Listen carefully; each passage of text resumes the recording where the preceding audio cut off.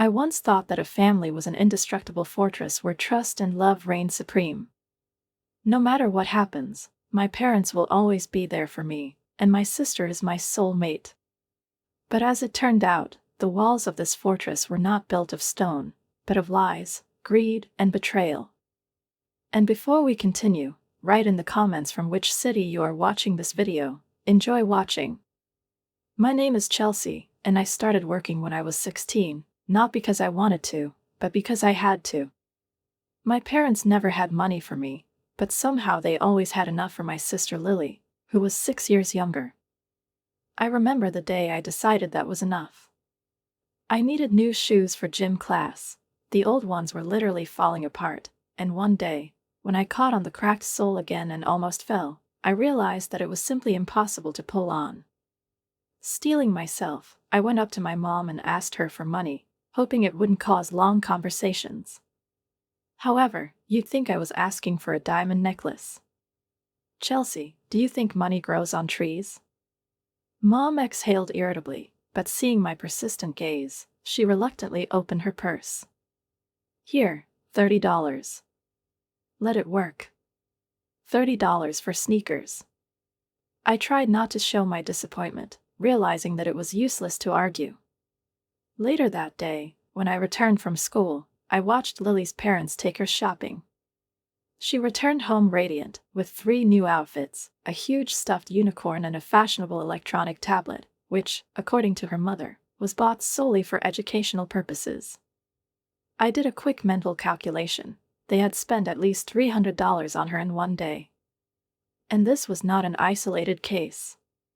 When I needed money for a school trip, my father made me explain in detail exactly what its educational value was before reluctantly giving me the right amount, accompanied by a long lecture on how important it is to manage money wisely and not be a burden to the family. Meanwhile, Lily threw tantrums in toy stores, demanding dolls, board games, and stuffed animals, and always ended up getting everything she wanted. I realized that I couldn't count on their help, and that if I wanted to have any control over my own life, I'd have to start earning on my own. My friend Emma's parents owned a small coffee shop called Been There Done That. One day, I was sitting there after school, doing my homework, and I accidentally overheard a conversation. They discussed that they needed help over the weekend. I didn't even hesitate. "I could work for you," I blurted out, surprised at my own boldness.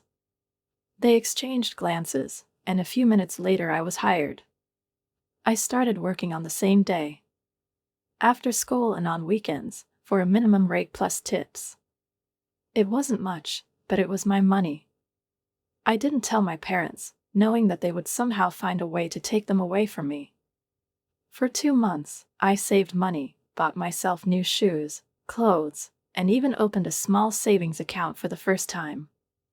I felt that, perhaps for the first time in my life, I was holding my fate in my own hands. But that day, when everything went downhill, Mom and Lily came into the coffee shop. It was Saturday afternoon, and I was standing at the counter making lattes for another customer. When I looked up, I saw my mom frozen in place, her face contorted with an expression of shock. If I hadn't been feeling anxious at the time, I might have found it funny. "Chelsea, what are you doing here?" "What is it?" she demanded, her voice harsh and incredulous. "I work here," I replied calmly, continuing to prepare the drink, which I already knew how to make almost with my eyes closed. Mom didn't order anything. She just stood there, holding Lily's hand, and then abruptly turned around and walked out. I knew that dinner that night would be interesting. When I got home, my parents were already waiting for me at the kitchen table. The interrogation began immediately. "Why didn't you tell us you were working?" my father asked sternly. I shrugged, trying to look unconcerned. "I didn't think you cared." "Of course we care," Mom protested, but there was something else in her voice, not concern. "How much do they pay you?" my father intervened. I hesitantly named the amount, about $400 a month, including salary and tips. And that's when I saw something change in their expressions. It wasn't pride, it wasn't joy for me, it was calculation. Well, my father drawled, clearing his throat, since you live under our roof, eat our food, use our electricity, I think it's only fair if you contribute half of your earnings to household expenses. I stared at him in amazement, feeling a cold, dull indignation grow inside. Lily needs new winter clothes, Mom added. And we were just thinking of enrolling her in dance lessons. They are not cheap. And that's when I realized. It wasn't about justice, it wasn't about helping the family. It was about taking my money and spending it on Lily. No, I said softly. It's my money. I earned them. I won't give you half for Lily's dancing lessons. Everything changed after that evening. My parents did exactly what was required by law. They fed me, bought the cheapest clothes, but only when it became absolutely necessary, and provided me with a roof over my head, but otherwise I seemed to cease to exist for them. They didn't ask how I was doing. They weren't interested in my school progress. They didn't discuss anything but everyday details with me, and even these conversations were rare and formal. When we had a choir performance at school, where I sang a solo part, they did not appear, although all the parents of my classmates were sitting in the hall, proud of their children. When I won an essay contest dedicated to the work of American writers, neither Mom nor Dad said a word to me, congratulated me, or expressed the slightest pride. I didn't feel like a daughter, but rather a guest in their house, and, unfortunately, an unwelcome guest. But I had a grandmother, Eleanor. My father's mom was completely different from him, and apparently she didn't inherit any of his indifference in her attitude toward me either. She started coming to school events, sat in the front rows and applauded the loudest when I went on stage. She knew more about my success than my parents did, and she never forgot to praise me. Sometimes she took me shopping, and even though I was used to choosing the cheapest, she always insisted that I take something really high quality. After such walks, we sat down in a small cafe on the corner, ordered ice cream, and she listened attentively to my worries, giving me the advice I needed so much. By the time I graduated, I was working almost full time on weekends, and after school I ran to the coffee shop, trying to save almost all my money, because I knew that college was my only chance to change my life. I applied for all the scholarships I could find, wrote essays, filled out questionnaires, and deep down I hoped that I would succeed. Graduation day has arrived. It was supposed to be an important event, one of the most memorable moments in my life, but my parents showed up for exactly 5 minutes. They took a few photos without even bothering to say anything warm to me, and then my father looked at his watch. We promised Lily we'd take her to the movies, he said, not feeling awkward at all. She was so patient, sitting through it all. And they left without even waiting for my name to be called. But Grandma Eleanor stayed. She screamed the loudest when I walked across the stage to get my diploma, and then she took me to the best restaurant in town because, according to her, such a day needed to be celebrated with dignity. It's been 2 weeks. During a rare family dinner, I decided to share the news that could change my future. I went to a public university, I said, trying to sound confident. I start in August. We can't afford college, my father replied, not even taking his eyes off his plate. Especially considering Lily's private school education. The indistinctness in his voice betrayed that he had been waiting for a long time for the moment when he could say these words. I smiled. I don't need your money. I have a full scholarship, everything is covered. My parents' forks froze halfway to my mouth. Well, that's good for you, Mom finally said. But then, as if I hadn't said anything important, she turned to Lily. Chelsea, tell me about your scientific project, dear. Lily enthusiastically began to explain how she had built a volcano made entirely from purchased materials that her mother had most likely assembled herself. And at that moment, I realized that I didn't feel anything. No anger, no disappointment, no pain.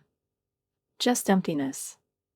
The next day, I packed up and moved in with Grandma Eleanor. She welcomed me with open arms, and this summer I finally felt really happy. I continued to work at the coffee shop, saving as much money as possible in preparation for moving to college. My life with my grandmother was the exact opposite of the one I led with my parents.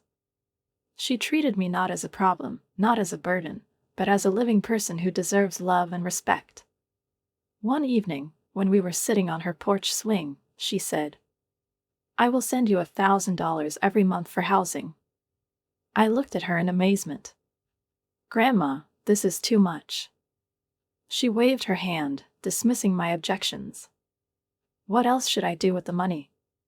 Your grandfather left me enough, and I intend to use it to help the people I love. You're at the top of this list." In August, I packed my car and went to the State University. The campus was beautiful, spacious alleys, manicured lawns, majestic buildings imbued with the spirit of knowledge and freedom. When I entered my dorm room, even though it was small, I felt like I had finally gotten what I had dreamed of all my life: independence. My roommate, Tara, was from California. She seemed nice enough to me, but I immediately realized that we were unlikely to become best friends. We respected each other's personal space, and that was all I really needed. After living in a house where I wasn't noticed for many years, that's what I appreciated most: the opportunity to just be myself, without expecting any condemnation or ignoring. I called Grandma Eleanor twice a week, and these conversations became something of a ritual for me, a constant anchor in the midst of an endlessly changing life. She always asked me how I was doing, shared news about her garden, told me about the neighbors I vaguely remembered from childhood, and always reminded me that she was proud of my every success. My parents, on the other hand, rarely called, maybe once a month, and conversations with them were limited to a dry exchange of formalities. "How are you?" Mom asked in a flat voice. "Fine," I replied, knowing there would be no further questions. "That's nice," she said, and then, as if remembering the main purpose of the call, she added, "Did I tell you that Lily got on the honor roll again?" They never visited me, not once. Even when the parents' weekend was at the university, I didn't expect them to arrive. Instead, I spent time with friends whose families couldn't come either. We called ourselves the Orphans Club, which is a bit of a dark name, but it amused us. We always went to expensive restaurants this weekend, allowing ourselves to feel like a part of those families who came to visit their children for a while. I specialized in business, and my main focus was on financial management. Studying required discipline, especially considering my goal, not just to graduate from university, but to come out of it with better prospects. I worked hard, took additional courses, participated in internships, and it paid off. I graduated with honors and immediately started looking for a job. The idea of returning to my hometown had never crossed my mind, until the moment I received an offer from TIT Financial, one of the leading companies in the region. "Take it," my counselor told me when I told her about the offer. "They rarely hire new graduates. Someone there was obviously impressed with your resume." So I returned to my hometown, but I did everything to stay away from my parents' house. I found a small apartment, nothing luxurious, but it was my own space, my territory, and that was enough. I didn't call them to tell them I was back. It just didn't make sense. They didn't even recognize my graduation, so why would they worry about my return? Grandma Eleanor, of course, was delighted. "Now I can fatten you up properly," she joked, appearing on the doorstep of my apartment with containers full of food. She brought me enough to last me a week. My job was difficult, but it was satisfying. I started as a junior financial analyst, which essentially meant doing all the routine work that everyone else was trying to get rid of. I stayed late, arrived before everyone else, took on projects that my colleagues shied away from, and gradually gained respect in the company. After 2 years of my tireless work, I received my first promotion to senior analyst. Along with this came a substantial salary increase, his own office and, of course, new responsibilities. Instead of slowing down, I worked even harder. One day, the head of the department, Mr. Thompson, called me into his office. "Chelsea," he said, folding his hands on the table, "I'm putting you in charge of the Richardson's account." My heart skipped a beat. Richardson Enterprises was one of our largest clients, known for its strict requirements and almost impossible standards. Are you sure? I asked, trying to hide a mixture of excitement and anxiety. You certainly deserve this chance. Don't let him go, he said with a slight smile, but I knew he was completely serious. For the next 3 months, I literally lived by this project. I've studied every corner of Richardson Enterprises' investment portfolio, identified weaknesses, and found ways to increase returns and minimize risks. I worked with the reports late into the night, analyzed the data in detail, conducted endless analyses, and when the day came to present my plan to their board of directors, I knew that I had done everything I could. When I finished my speech, there was silence in the hall. A whole minute of silence. And then Mr. Richardson, the head of the company, said, "Finally. I think we've found our new financial advisor." I didn't just keep their contract, they increased their investment in TIP by 30%. Mr. Thompson was delighted. He called a general meeting of the company to celebrate my achievement and announced that I was entitled to a substantial bonus and another salary increase. That evening, for the first time in a long time, I felt like I had really achieved something meaningful. I called Grandma Eleanor to share this news. "I knew you could do it," she said with pride in her voice. "Now please tell me that you're finally going to take a vacation. You deserve it." I smiled. "Actually, yes," I said. "And I have something for you." The next day, I visited Grandma Eleanor, holding 2 envelopes in my hands. She greeted me, as always, with a warm smile, already anticipating that I would tell her something important, but not even suspecting what exactly. I sat next to her on the old sofa, the smell of which always reminded me of my childhood, and handed her the first envelope. "What is it, dear?" "What is it?" she asked curiously, carefully untying the ribbon. When she opened the envelope and saw the delicate diamond bracelet inside, her lips twitched in surprise, and then an expression appeared on her face that could only be described as sincere amazement. "Oh my God, Chelsea. It's incredibly beautiful."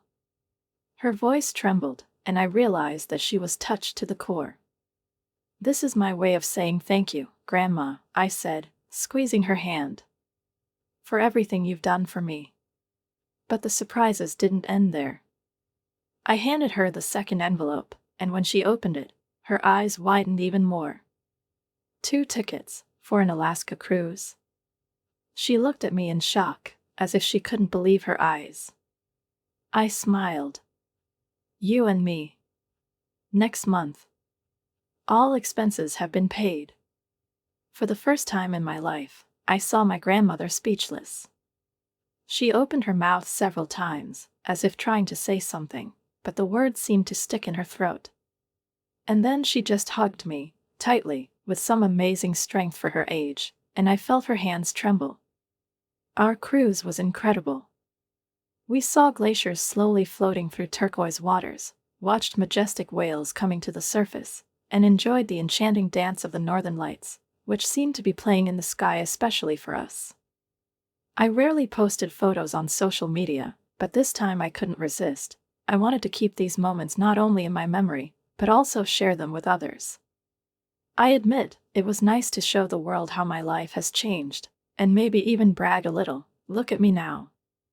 3 days after our return, my phone rang. A number that I rarely saw appeared on the screen. I frowned, feeling a strange premonition. "Mom?" I replied, genuinely surprised. "Chelsea, dear." Her voice was sickly sweet, so unnatural that I immediately had a suspicion. "It's been too long. We missed you. Actually, we were hoping you'd come to dinner this Sunday. Your dad roasts steaks." I knew I had to refuse. There was something alarming about this sudden interest in my life. After so many years of almost complete disregard, why now? But curiosity got the better of him. "Sure," I said. "At what time?" "At 6. "Oh, and Chelsea. We are so proud of you, darling." We always knew you'd be fine." The lie was so blatant that I didn't even bother to answer. I just said I'd be there and hung up. On Sunday, as I drove up to my parents' house, I felt a strange sense of detachment. The house looked exactly the same as I remembered it, the same faded blue paint, the same flower beds that Mom was obsessed with, the same basketball hoop that Dad had set up specifically for Lily, not for me. I've never been athletic enough for his tastes.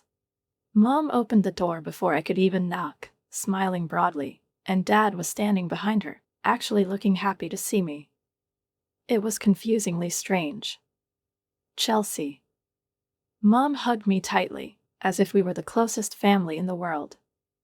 "You look amazing. So professional, successful." I awkwardly hugged her back. "Thanks."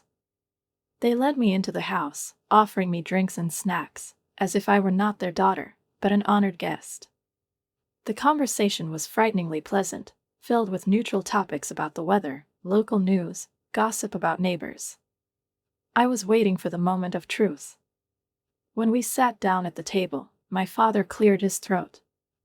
"So, Chelsea, tell us about your work," he began with a slight nonchalance. "You work at Tit Financial, some kind of manager, right?" I immediately understood where he was going, and carefully avoided specifics. "I'm fine," I said as vaguely as I could. "The company is great." "What about Lily?" I asked, deliberately shifting the conversation. Instantly, the expression on the parents' faces changed from enthusiastic to worried. "Actually," Mom sighed. "Lily goes to college in Westfield." "We had to take out a fairly substantial loan for her education," the father added. "Plus expenses for housing, textbooks, meals." I silently put down my fork, feeling all the puzzles coming together. "The economy has hit my business hard," he continued. "We can barely keep up with the mortgage payments. And now these college bills." They exchanged glances, and I realized that this was the true motive for this unexpected dinner. Mom carefully reached across the table and took my hand. Her voice was soft, but I knew it was a carefully rehearsed intonation. "We know that we haven't always been the most supportive parents. We made mistakes. Terrible mistakes. The way we treated you compared to Lily, it wasn't fair." I sat there, letting their words overwhelm me. Were they sincere in their repentance? Or were they just desperate for money? Most likely, both. "We're so proud of you," Mom said, her eyes glittering suspiciously. "And we hope, maybe you can find some compassion in your heart to help your family until we get back on our feet." That's the real reason for this sudden reunion. I drove home, clutching the steering wheel a little too tightly, feeling anger and frustration bubbling inside me, mixed with the bitter realization that I had allowed them to take my help for granted. First it was gratitude, then it was a habit, and now it's a duty, as if I always owed them something. Their looks, their words, even the way Lily rolled her eyes, all this was spinning in my head while I was parking at my house, still not believing that my family could be so shameless. I kicked off my shoes in the hallway, poured myself a glass of wine and, without turning on the light, sat on the sofa, staring into the darkness. How long did it take for their gratitude to change to demanding? A few months? Or did they expect from the very beginning that I would become their endless source of income? Grandma Eleanor was right, I'm better than them. But was I strong enough to set boundaries? The next day, I was distracted by work, but thoughts of last night's dinner did not leave me. I decided that I would not change the amount, and if they continue to push, I will reconsider my obligations. But before I could do anything, my mom called me. "Chelsea, honey, I know you're angry." Her voice was smooth, lulling, but I no longer had to guess when she wanted something. "We just thought that since you're the boss now, it's not that big of a sum for you." "Mom, I've already said that the amount remains the same," I interrupted her, knowing in advance where this conversation was going. "But, Chelsea." "No," I repeated firmly, and at that moment I was overcome by a strange mixture of relief and power. I finally set the boundary. Mom sighed. Okay, honey. We were just hoping. I didn't listen any further. A few weeks passed, and I noticed that there were fewer calls from my parents, and when I called myself, their voices sounded strained. It even seemed to me that they were deliberately avoiding conversations. It seemed that their interest in me directly depended on the amount of money I gave them. It should have hurt me, but instead I felt relieved. I could live my life without looking back at their expectations. But one evening, when I was returning home after a long day at the office, an unknown number called me. I usually didn't answer such calls, but something inside me made me press the button. Chelsea. This is Lily. I froze. Lily never called me for nothing. Hello, is something wrong? She was silent for a couple of seconds, and then said, Can we meet? It's important. I sighed, waiting for another request for money, but there was something wrong with her voice. Okay. Where are you? We met at a cafe near my house. Lily looked upset, her makeup was smudged, and her hands were shaking as she brought a cup of coffee to her lips. I looked at her more closely. Her clothes were still expensive, but there was something subtly different about her appearance, as if she wasn't so sure of herself anymore. What happened? I asked, crossing my arms over my chest. She was silent for a long time, then took a deep breath. My parents are in debt, she finally said, avoiding my gaze. I sighed. I'm not surprised. No, Chelsea, you don't understand. Her voice trembled. It's not just college bills or mortgages. They took out loans, thinking that you would cover everything. And now they are in danger of losing their home. I stared at her in disbelief. What? Lily nodded. They didn't tell you because they thought you would refuse to pay more. They were all hoping that you would agree, but now they have no choice. I felt something snap inside of me. How much? She said, and my breath caught in my throat. It was more than just debt, it was a disaster. And what do you want me to do, Lily? She looked at me, her eyes glistening with tears. You're the only one who can save them. I closed my eyes. It was all inevitable. From the very beginning. But I won't let them manipulate me anymore. Months have passed. Lily graduated from college, and I found out about it when my mom called to invite me to a gala dinner. I came to their house expecting to see other guests, but there were only 4 of us. Lily proudly announced that she was going to celebrate her graduation with a trip to a luxury resort in Mexico. Mom cleared her throat, visibly nervous, and said, We were hoping you'd pay for Lily's trip as a graduation present. I stared at them in disbelief, trying to process what I had just heard. Excuse me? It would mean so much to her father, she added after a short pause, as if it might change my mind. Lily nodded impatiently, confirming her words.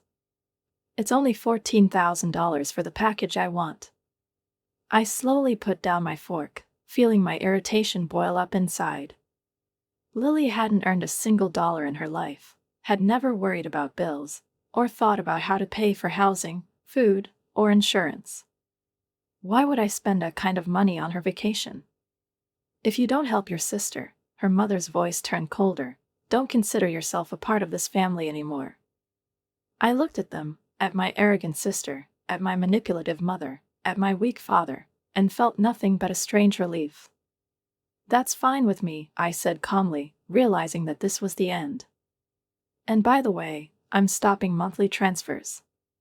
From now on, you can solve your own financial issues. When I left the table and headed for the door, I heard them calling out to me, but I didn't turn around. When I got home, I immediately canceled the automatic transfer in my banking application. They bombarded me with calls and messages. I've blocked their numbers. Then came the emails, which alternated between accusations and apologies.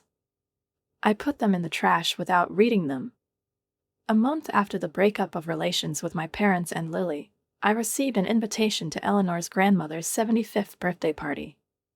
She hosted a big party at her home, gathering friends and relatives from all over the world. I understood that my parents would most likely come, because she was still my father's mother, but I decided that I could avoid meeting in the crowd of guests. It was the day of the party, and I dressed neatly, choosing a blue dress that, as my grandmother always said, emphasized the color of my eyes. I brought her a hand-painted teapot, ordered from a local artist, knowing her love for unique tea sets. When I entered, the house was already full of people. I immediately noticed Lily's parents. They were standing at the buffet, filling plates. They saw me too, but they turned away, pretending that I didn't exist for them, and that was fine with me. I went to my grandmother, who was sitting in her favorite armchair, looking regal in a purple dress with a corsage on her shoulder. "Here's my girl," her face lit up as I bent down to hug her. "You always find the time. And she's always so attentive." I handed her the gift, and she unwrapped it without hesitation. "Oh, the kettle," she exclaimed, running her fingers lovingly over the pattern. "He's amazing. You know me too well, sweetheart." I smiled, feeling a warm wave of joy at having pleased her. The party was held in a pleasant atmosphere. I chatted with relatives I hadn't seen in years, got to know my grandmother's friends, and successfully avoided any intersections with my parents and sister. Then it was time for dinner. The meal started warmly, everyone passed dishes to each other, and conversations were light and relaxed. When the main course was served, people started toasting Grandma. My mother stood up with a glass of wine in her hand. "To my wonderful mother-in-law on her 75th birthday," she began. "You have always been a beacon of wisdom in our family, and we are so grateful for your guidance over the years." Her words sounded beautiful, but empty, and I had to restrain myself from rolling my eyes. Then, to my horror, she turned in my direction. "And since we have a family here, I want to say something else." I froze. A wave of tension ran through the hall. "My daughter Chelsea recently decided that family is not important to her," her mother continued, pausing as if hoping for a dramatic effect. "She turned her back on us, despite her financial success, refusing to help her sister with a simple graduation gift." A shocked silence hung over the table. The air in the room seemed to thicken, become viscous, impenetrable, as if the very shadow of betrayal, revealed in front of everyone's eyes, spread across the room. My face burned with embarrassment and anger, but even more so with the realization that I had been used. Lily sat with a serene expression on her face, as if all this was not happening to her, as if the exposure of the lies on which her carefree life was based did not concern her at all. The father nervously clutched the napkin, the mother turned pale, as if all the blood had been drained from her at once. "Linda, Robert, this is not the time or place for this kind of conversation," Grandma Eleanor said sharply, her voice, usually soft and warm, ringing like a taut string. But I'd had enough. I felt my patience, which had withstood years of manipulation, lies, and a forced sense of duty, snapped like a stretched rubber band.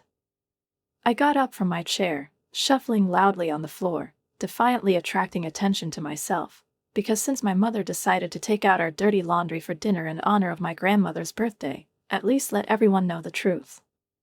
"Let me get this straight," I began, looking around the table and catching the confused glances of my relatives. In the eyes of his father's cousin, Martin, who worked on the council of the state university, there was a flicker of bewilderment. He put down his fork, frowning. "This can't be happening," he said. "Lily has received a full scholarship under the legacy program. Your father made sure that I knew about it when she was accepted. Tuition and housing fees have been fully paid." There was a deathly silence in the room. All eyes, full of expectation and confusion, turned to my parents, whose faces suddenly turned deathly pale. It was like being punched in the stomach. They'd been lying to me all this time.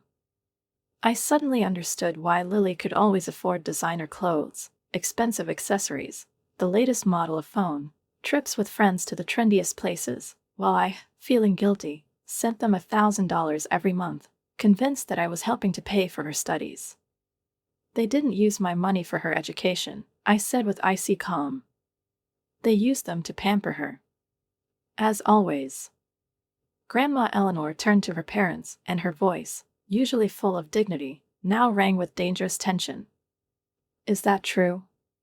Her father muttered something unintelligible, avoiding her gaze. It's not what it seems. Then what is it? My voice, at first strangled with shock, turned into a furious, accusing one. You took $36,000 from me under false pretenses. You made me believe that I was helping with education expenses when in fact you were just financing Lily's lavish lifestyle. We needed this money for other things, the mother put in plaintively, trying to regain control of the situation, but it was too late. Grandma slowly got to her feet, her small, fragile figure suddenly gained weight, and at that moment she seemed taller than everyone in the room. Robert, Linda, I think you should leave, she said icily. Mom, please, the father tried to say something else, but the grandmother raised her hand, stopping him. No. There was no hesitation or gentleness in her voice. You lied to your daughter. You took advantage of her success and generosity. You're not my son right now. She turned to Lily, who still hadn't looked up from her plate. Did you know about this? Lily said nothing. The answer was obvious. You're all from my house, Grandma continued, her voice becoming even firmer. And, Robert, you should know that I will review my will. I won't leave anything to people who behave this way. My parents and Lily stood up in silence, my mother with tears in her eyes, my father red with shame, but neither of them dared to object. They left quickly, leaving only an oppressive silence in their wake. Soon the party broke up. The guests, not knowing how to react, found awkward excuses to leave early. I stayed to help my grandmother clean up. We worked in silence, each immersed in his own thoughts. I'm sorry, I finally said, folding the plates carefully. I ruined your party. Nonsense, Grandma patted my hand. You didn't ruin anything. They did it themselves. Weeks have passed. Grandma told me that my parents kept calling her, asking for forgiveness, begging her not to change her will. But her heart, which had previously forgiven too much, was now adamant. I've already changed it, she calmly informed me one afternoon as we sat at the table sipping tea from her new teapot. I looked at her, feeling both sad and relieved. Everything will be fine, she added, pouring herself more tea. You know, Chelsea, you're the only one who's shown real character in this family.